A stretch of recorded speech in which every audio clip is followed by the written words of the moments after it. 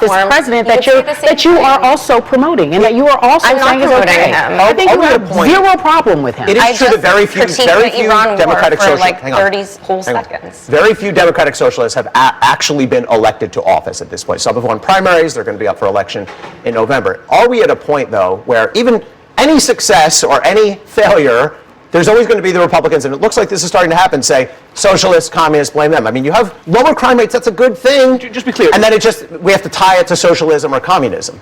Look, I think that is, of course, I mean, you have the President of the United States who did that right now. That's going to be the talking point that he runs on in this campaign cycle, which is, of course, just a way to distract from what's happening.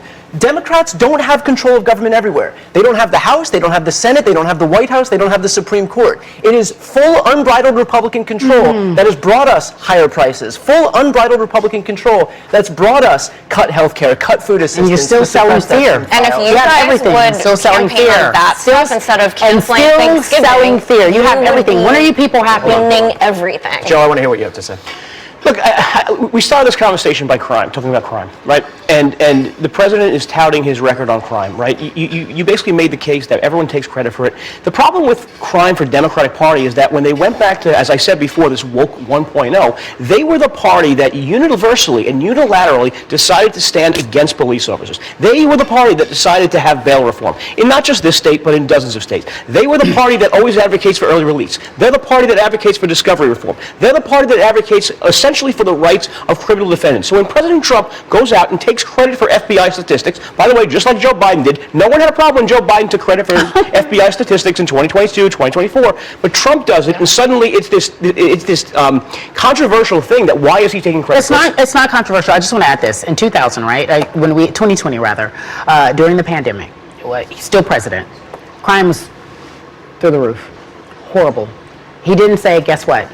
It's Obama's issue. I tried to do the best thing. He's president for 4 years, and we say nothing. I don't mind him taking... The pandemic had something to do with the that. pandemic had everything to do with that. And how he handled the pandemic was awful, in my opinion. Speaking of law enforcement here in New York City and state, Donald Trump today brought up one of his least favorite members of law enforcement, the New York State Attorney General, Letitia James, who has been a frequent target of the Justice Department. Let's listen to what the president said today. Crooked Attorney General Letitia James.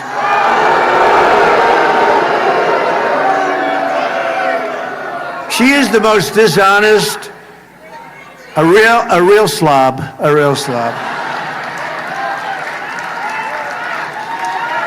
You know, they had her. She got off on a technicality. They had her, but she got off on a technicality. But let's see what happens.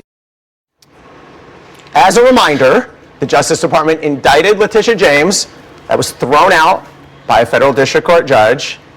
The president calls it a technicality. Hold on. Let's be honest. Because the prosecutor was unconstitutionally appointed. Then they tried to indict her again, and the grand jury rejected it, which almost never happens. Take my word for it. And then they tried again. Don't go up against Eliana. You're out of your depth here. Hold on. They tried to go a third time. They tried to indict her a third time. Again, rejected by a grand jury. I don't know that that's ever happened in history. So should they try a fourth time, Joe? No, they probably wouldn't have good luck. But she was the indictment was thrown out because of a technicality against the prosecutor, not an evaluation of the evidence that you could plainly see her signature on some of the documents. So you know what? If the president wants to call it her getting out on technicality, fine. If the president wants to call her a slob, it's not a news flash that the president is not exactly kind to people he doesn't like. Joe, do you think that we have a weaponized DOJ right now? Do you think it's the AG's? Do you think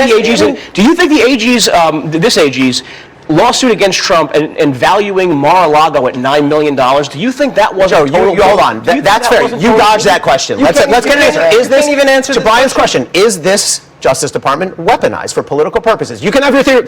Let's not focus on the prior ones. Has been weaponized? Absolutely. Okay. Are you okay with that? No, I'm not. All right. I watched people knock down the door of my friend Michael Caputo. What did he do? All he did was work for Donald Trump as a loyal, public servant working for Donald Trump. FBI basically destroyed his life and for nothing, simply because he was an acolyte to Donald Trump. The DOJ has been weaponized so many times in the past, and it is fine that we're having this conversation because the more sunlight that's brought upon this, the better off.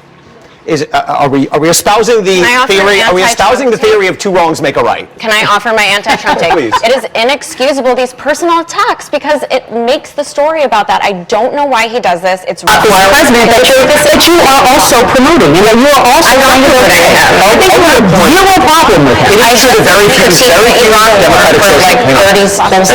very few Democratic socialists have actually been elected to office at this point. Some have won primaries, they're going to be up for election in November. Are we at a point, though, where even any success or any failure, there's always going to be the Republicans, and it looks like this is starting to happen, say, socialists, communists, blame them. I mean, you have lower crime rates, that's a good thing, and then we have to tie it to socialism or communism.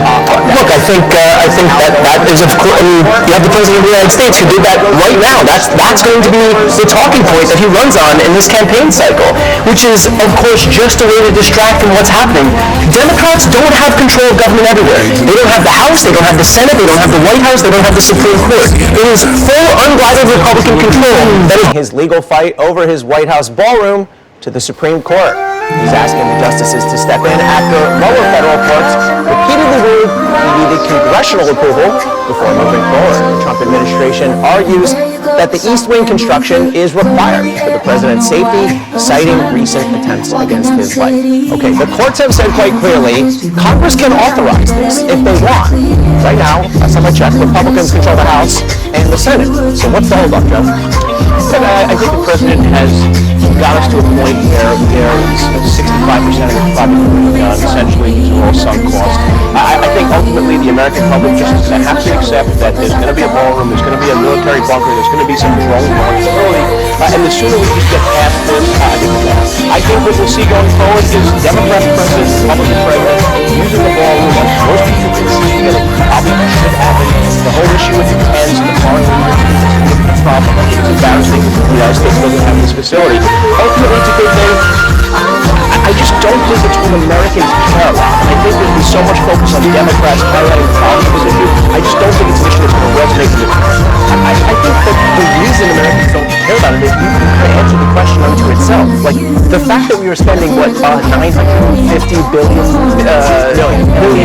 right now, this is money that could and should be going to other things. The fact that Donald Trump is obsessed with these vanity projects only underscores the fact that he's not delivering for regular people. People don't care about the reflection pool. They don't care about the ballroom. They don't care about the triumphal arch. They don't care about his Qatari jet.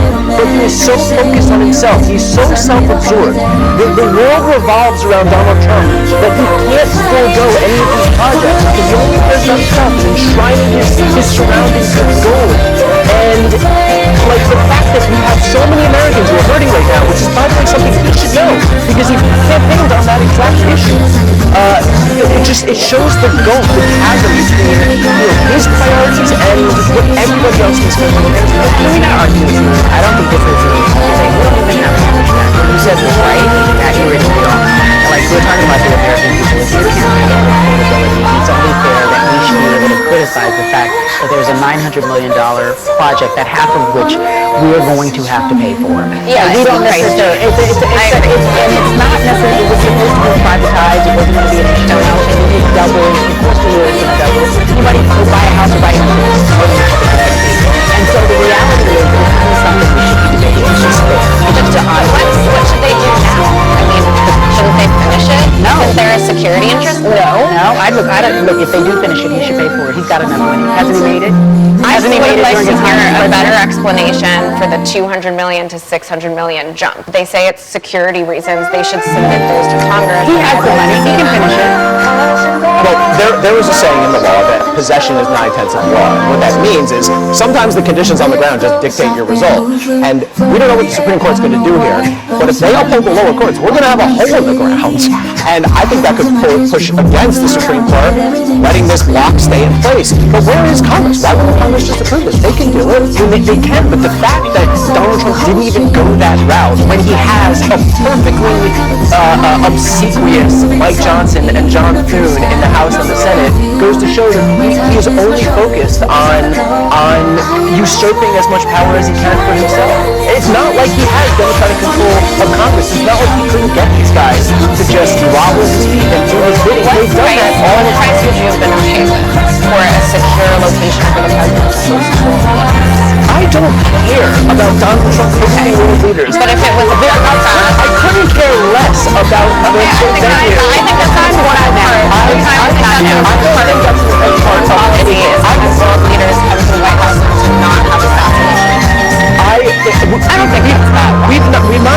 assassination attempts in the existing structures in the White House. But we've been, I mean, let's take a look. There have been an unprecedented numbers of serious attempts on the president, but none of which was a few weeks ago at the White House property. There was a person who came to the west side of the White House with a gun. He was apprehended by the Secret Service. So is there a valid security interest here? Whatever the price, I'm not saying the price is irrelevant, but there is a valid, this is something like we've never seen before. There were never 6 serious attempts on the life of any prior president. And we don't know how the new world with drones is going to impact it, right? Obviously, in the past, we had the idea that a plane could be crashed to the White House. Now we have this notion that someone can bring a handful of drones in some flatbed truck and launch them against the White House. So I think that's why it's a very valid, very necessary security concern for having this project. That's why it kind of never made sense to me why not just go about it in a way that might have been the easiest or required the least litigation. I think ultimately, like I said before, we're going to have this 10 years from now. Completely built. We're not even going to remember the controversy around it, but it's going to become just one of those parts of the White House that is celebrated and remembered and historic. I want to give you a hypothetical. Carrie Champion, I'm going to make you the next president of the United States. Congratulations. Thank you. Are you going to take Donald Trump's name off of these things? Are you going to stop these management projects? Let him go through it.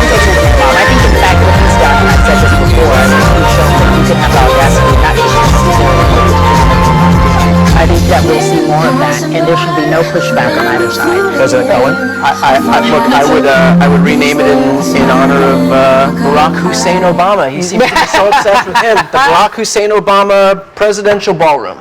Laura, what do you think? He names way too much stuff after himself, but there is a long list of presidents that will succeed him, and like Joe said, no one's going to remember the idiosyncrasies. But should we remove it? I think that's interesting. Would you remove his name? You're the president. What, to the ballroom? Yeah, No, I wouldn't. Because I mean, I teach the presidency, and I actually think it's interesting to look back and see how the person that is the president that is the office. And I would want my students to get a full picture of this person, and naming everything after himself to me is very interesting. No. Then you already know, given that you teach presidential history, that as far back as George Washington, presidents have declined and said, do not name things after me, not while I'm alive, right? This is a different. completely different person. But also, every president has made almost changes to the White House grounds. They have broad executive authority over that ground. I get the biggest eraser possible. I get the biggest eraser possible. Thank you for letting me be president. What do you have to say to that? You love it. You love it. I would do it like the naming of stuff with All right, maybe we'll find out someday. Stay with us, folks. Next up, the nation is used to Iowa and New Hampshire voting first in the presidential primaries. But very soon, that's going to change. There's a lot of backlash.